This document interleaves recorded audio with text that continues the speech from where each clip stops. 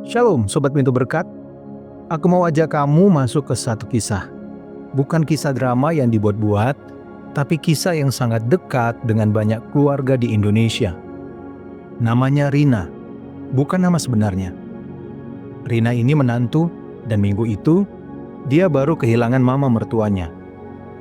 Hari pertama setelah kremasi, rumah masih ramai.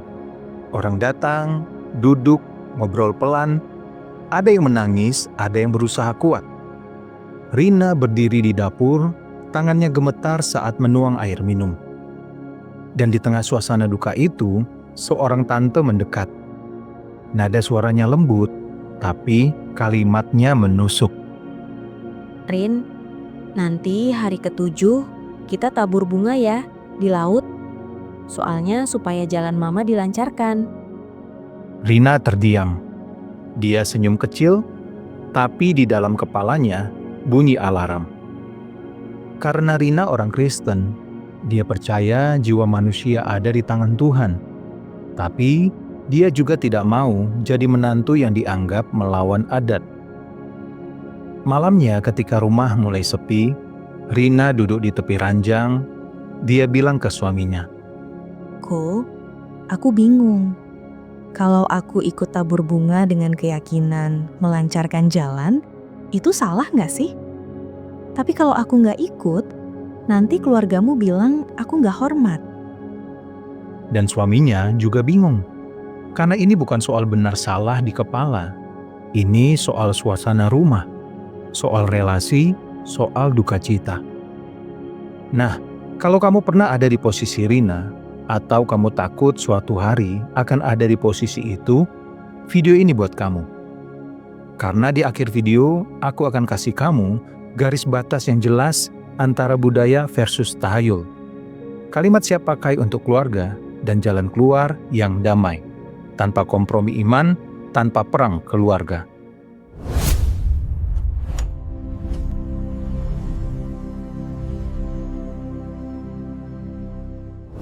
Sekarang, sebelum kita menilai tabur bunga, kita harus bereskan satu hal. Yang jadi masalah itu bukan bunganya. Yang jadi masalah itu maknanya. Jadi kita ikut Rina lagi. Karena Rina juga mulai bertanya. Sebetulnya di iman Kristen, apa yang terjadi setelah orang meninggal?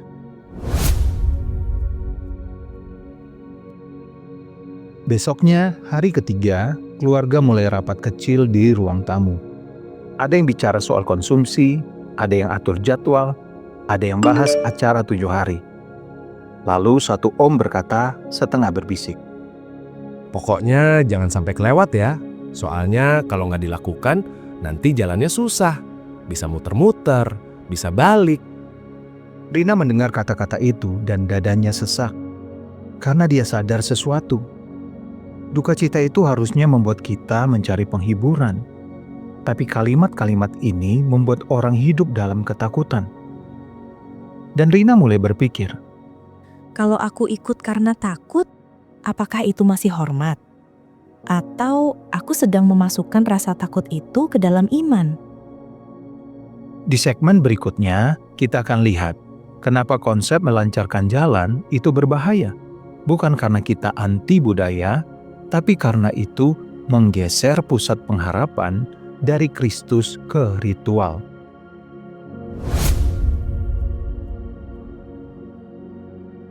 Rina akhirnya melakukan sesuatu yang bijak. Dia menghubungi seorang bapak rohani yang dia hormati. Dia tidak datang dengan nada menghakimi, dia datang dengan air mata. Bapak, keluarga minta tabur bunga hari ke-7 supaya jalan mama dilancarkan. Saya harus gimana? Imam itu tidak langsung memarahi tradisi. Dia justru tanya pelan. Rina, kamu tabur bunga itu untuk apa? Rina terdiam, karena pertanyaan itu menelanjangi semuanya. Imam itu kemudian melanjutkan. Kalau kamu percaya bunga itu melancarkan jalan jiwa, itu bukan iman Kristen. Karena jiwa manusia ada di tangan Allah, bukan di tangan ritual. Tapi kalau ada keluarga yang melakukan sebagai simbol perpisahan, itu urusan budaya. Yang penting, kamu jangan menaruh imanmu pada mekanisme takut. Lalu imam itu berkata satu kalimat yang bikin Rina lega. Rina, kamu tidak perlu memilih antara hormat dan setia. Kamu bisa hormat tanpa mengorbankan iman. Asal kamu jelas, pusatnya doa, bukan takut. Rina kemudian pulang dengan dua hal di dalam hatinya. Pertama, aku harus jaga makna. Dan yang kedua, aku harus bawa keluarga kembali ke doa. Dan ini yang akan kita lihat di segmen berikutnya. Bagaimana Rina mulai menggeser atmosfer dari ritual ketakutan menjadi momen penyerahan kepada Tuhan tanpa bikin suasana meledak.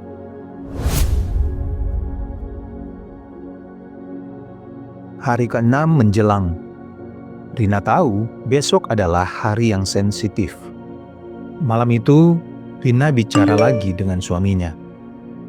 Ko, aku mau tetap hormat, tapi aku nggak mau ikut keyakinan melancarkan jalan. Aku mau besok sebelum apapun dilakukan, kita doa. Dan aku mau kita juga kasih sedekah atau persembahan atas nama Mama. Bukan supaya jalan lancar, tapi sebagai kasih. Suaminya menatap Rina lalu mengangguk pelan. Kamu pimpin ya, aku dukung. Dan malam itu, Rina menulis di notes handphone kalimat yang akan dia ucapkan ke keluarga. Kalimat yang sopan tapi jelas. Karena Rina mengerti, kalau dia datang besok tanpa persiapan, dia akan terseret arus. Besoknya, di hari ke-7, kamu akan lihat dua hal. Bagaimana satu kalimat yang tepat bisa menyelamatkan relasi, dan bagaimana doa Kristen menjadi jawaban yang lebih kuat daripada semua ketakutan.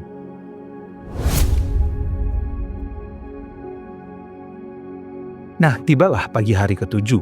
Keluarga berkumpul, ada yang bawa bunga, ada yang bawa kantong plastik, ada yang bawa air mineral, ada yang sibuk tapi wajah-wajahnya tegang. Dan sebelum semua berangkat, tante yang kemarin bicara itu kembali lagi.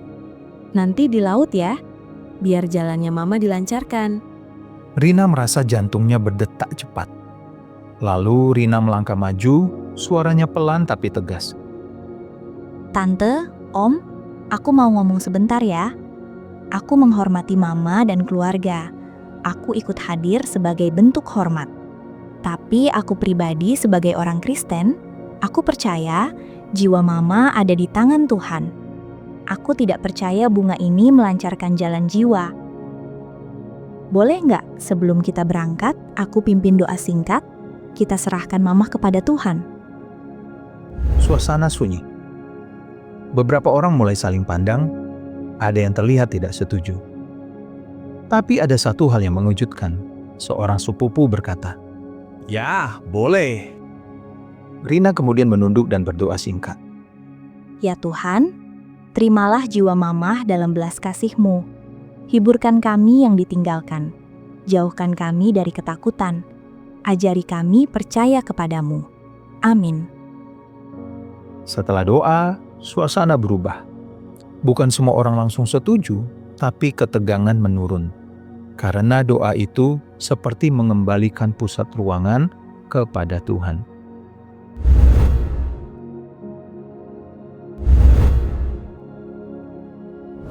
Di perjalanan pulang, tante yang tadi vokal tidak berkata apa-apa, tapi matanya lebih lembut. Namun kisah ini belum selesai. Masih ada pertanyaan yang pasti kamu pikirkan. Kalau Rina ikut hadir, apa itu kompromi? Nah, segmen berikutnya kita bedah dengan jelas supaya kamu juga punya pegangan.